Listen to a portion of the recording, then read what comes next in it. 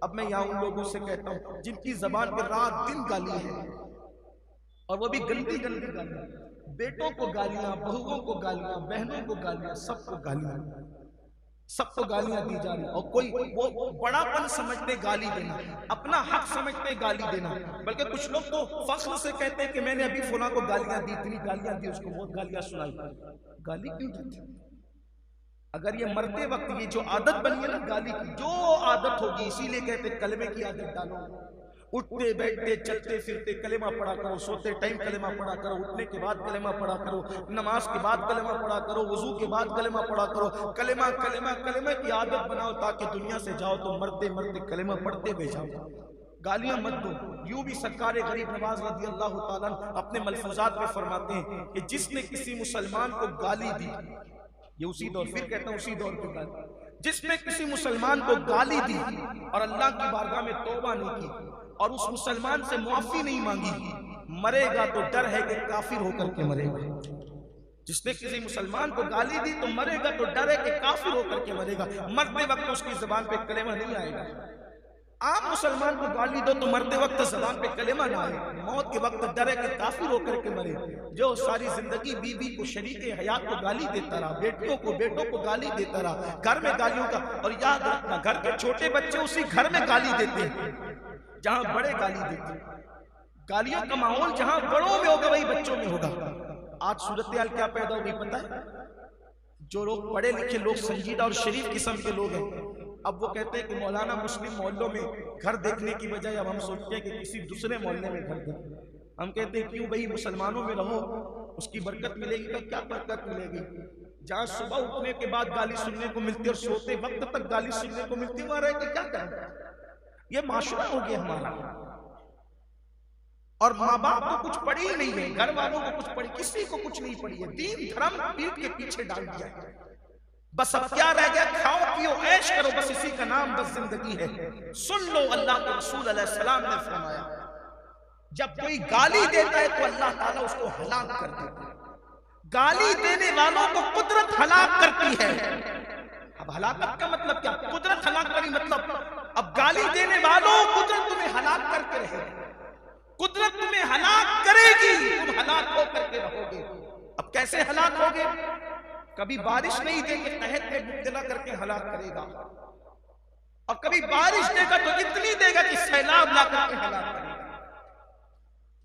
कभी बीमारियां डाल करके हलाक करेगा, कभी दुश्मनों को मुसल्लत करके हलाक करेगा। हलाक होकर रहना है, क्योंकि अल्लाह के रसूल ने फरमा दिया जो गाली देगा अल्लाह उसको हलाक करेगा। गाली देने वाली कौम हलाक होगी। हम गाली से तौबा करें, अल्लाह की बारगाह में माफी तलब करें। आज से पहले जिसने गाली दी वो तौबा करें। अब आप कहेंगे कि भाई कोई हमें गाली दे तो क्या करें? ये भी तो मसला है, इसलिए कि सब तो आज की महफिल में नहीं, और आज की महफिल में सब आ भी जाए तो सब सुन के अमल थोड़ी करेंगे। इसलिए कि शैतान जो दिल में बैठा है वो थोड़ी अमल करने देता है, वो तो कहता है ये छोड़ो यार, ये तो मौलवी मौलाना लोगों का काम, ये बोल। अल्लाह से दुआ है कि अल्लाह उलमाए हक क़यामत तक जमीन पे कायम रखे। जब तक ये चीखने और बोलने वाले रहेंगे हमारी नैया कभी नहीं डूबेगी। अल्लाह हमारी कौम में हक बोलने वालों को रखे, और अल्लाह जब तक जिस्म में जान दे हमें भी हक बोलने की तौफीक दे। अगर हमें कोई गाली दे तो क्या करेंगे? तो अल्लाह के रसूल की तालीम यही है, अगर कोई तुम्हें गाली दे दे तो तुम उसके बदले में उसको गाली मत दो, छोड़ दो उसको, नजरअंदाज कर दो। इसलिए कि इंसान को अगर कुत्ता काटे, इंसान को अगर कुत्ता काटे तो क्या इंसान भी बढ़ के कुत्ते को काटेगा? अब जो गाली देने की जुर्रत कर रहा है तो वो क्या इंसान हुआ? फिर उसको इंसान होना कब? उसके अंदर इंसानियत होती तो वो गाली क्यों देता? उसको छोड़ दो, फिर उसके हाल पर छोड़ दो, उसे अब गाली ना दो, मुंह फेर लो उससे। वैसे भी कुरान कहता है वइज़ा खातबहुमुल जाहिलूना क़ालू सलाम। अल्लाह ताला फरमाता है जब तुम्हारा मुकाबला, जब तुम्हारी मुखातिबत जाहिलों से, खातबहुमुल जाहिलूना, तुम्हारी मुखातिबत जाहिलों से हो तो क्या करो? क़ालू सलामा, उनसे सलामती की बात करके गुजर जाओ, सलाम जाओ जाओ करके गुजर, उनको मुंह मत लगो, उनको मुंह न लगाओ। अब अगर आपको कोई गाली दे रहा, आप चुप या खामोश है तो क्या होगा? वो भी हदीस में आया है अल्लाह के रसूल अलैहिस्सलाम के सहाबी सैयदना सिद्दीक़ अकबर बड़े नरम दिल आदमी थे, बड़े बाखलाक, इनकी फजीलत तो बयान हो ही नहीं सकती। ये ऐसे थे। हुजूर मुहद्दिस आज़म के चौचवी रहमतुल्लाह अलैह ने इनकी फजीलत इस शान से बयान की, कहते हैं मर्तबा हजरत सिद्दीक़ का ये है सैयद, हर फजीलत के वो जामे हैं नबूवत के सिर्फ। वो सिर्फ नबी नहीं थे बस, बाकी अल्लाह ताला ने सारे औसाफ उनको अता किए। बड़ी शान वाले बुजुर्ग थे। हुजूर की इनकी तरबियत की थी। जब कोई नहीं रहता था तो भी हुजूर की बारगाह में रहते थे। आका ने इनको औसाफ कुरान पिला दिए थे, असरार कुरान पिला दिए थे, रुमूज कुरान पिला दिए थे। गोया कि इनकी पूरी जिंदगी को कुरान के साँचे में ढाल दिया। औरों की भी, लेकिन इनकी खास बात थी। मेरे नबी का हर साहबी शान वाला है, तो हर एक की खुसूसियत जुदा जुदा है। और सिद्दीक़ अकबर बैठे हुए, हुजूर भी तशरीफ फरमाए। किसी ने हज़रत अबू बकर सिद्दीक़ को गाली दी उस महफिल में। यानी बाज लोग इतने भी जुर्रतमंद होते थे कि अब वही गाली का मतलब वही जो मैं पहले बोल चुका हूँ, यानी कि तू तो ऐसा है वैसा, यानी गाली की तारीफ मुतय्यन कर देते हैं उसको समझाने के लिए। किसी बंदे को उसके मनसब से गिरा कर कहना, ये गाली है। अब समझ गए गाली, सारी वहीदें उसी गाली पर है। अब जो हम दे रहे हैं वो बहुत गंदी है, लेकिन गाली मतलब क्या? किसी बंदे को उसके मनसब से गिरा कर बोलना गाली। मतलब आलिम को कहना ओ जाहिल, ठीक, आलिम को अपने कहा ओ जाहिल गाली। नेक को कहा ओ बदकार गाली। नेक इंसान को कहा ओ रियाकार गाली है ना, यानी उसके मनसब से आपने हटाया उसको। इसी तरीके से किसी शरीफ आदमी को कहा ओ बदमाश गाली है। किसी अक्लमंद को कहा ओ बेवकूफ गाली है। अब समझ में आ गई गाली, यानी गाली किसी एक लफ्ज का नाम नहीं। इंसान को कह दिया ओ कुत्ते गाली है, बल्कि किसी इंसान को कह दिया ओ पिल्ले, पिल्ला तो कुत्ते के बच्चे को कहते, ये भी गाली है। ये सब है गालियां आसान जबान में किसी को उसके मनसब से। अब इंसान को कुत्ता कहा तो हो गई गाली, और कुत्ते को कुत्ता कहा तो गाली नहीं, क्योंकि उसका मनसब ही वही हो। इंसान को कहा पिल्ला तो गाली है, लेकिन कुत्ते के पिल्ले को कहा पिल्ला तो कोई गाली नहीं है। बात समझ में आई ना, गाली किसे कहते हैं? इंसान को उसके मनसब से हटा देने का नाम है गाली। एक बात क्या और अर्ज करूं, इसीलिए किसी भी मुसलमान को कभी जाहिल मत कहा करो।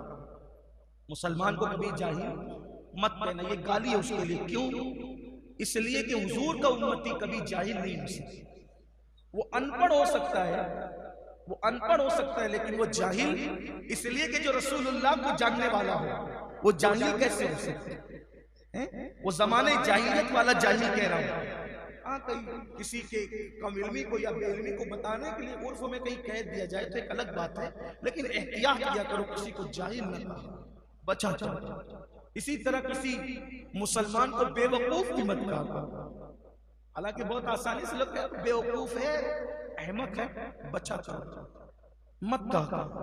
पहली बात तो ये कहता हूं, अपनी जबान को कंट्रोल में रखो मेरे भाई, किसी को कुछ न कहा।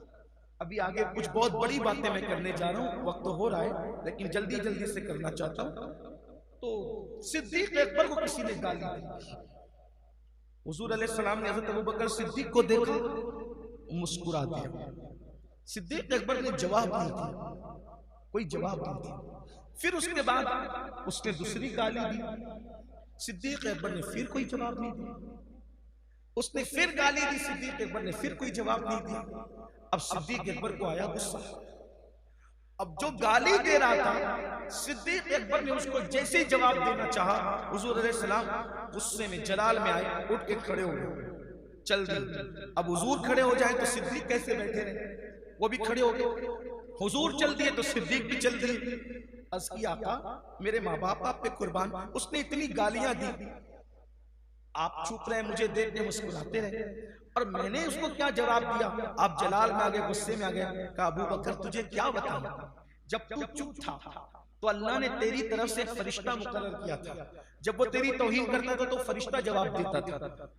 जब तू सब्र करके चुप बैठा था तो जवाब फरिश्ता देता था। जब तू बोलने लगा तो फरिश्ता चला गया और शैतान आ गया। तो जहां शैतान आएगा मैं वहां क्यों रुकूं? फिर मैं वहां से चल दिया। तो जब तुम खामोश रहोगे फरिश्ता जवाब देगा। जब तुम चुप रहोगे फरिश्ता जवाब दे दो लोगों को गालियां। मैं तो कहता हूं कि जो गालियां हमें देते वो एक तरह के हमारे मोहसिन, इसलिए कि हजारों साल माला जप कर वो मकाम तुम्हें विलायत का नहीं मिल सकता जो लोगों की गालियों पे चुप रह के सब्र करके मकाम मिलता है। नाज़रीन इकराम, इसी तरह के और वाक़यात और बयानात सुनने के लिए चैनल को सब्सक्राइब करें, बेल आइकन को दबाएं ताकि अगले आने वाले वीडियो का नोटिफिकेशन तुरंत आपके पास पहुंच जाए।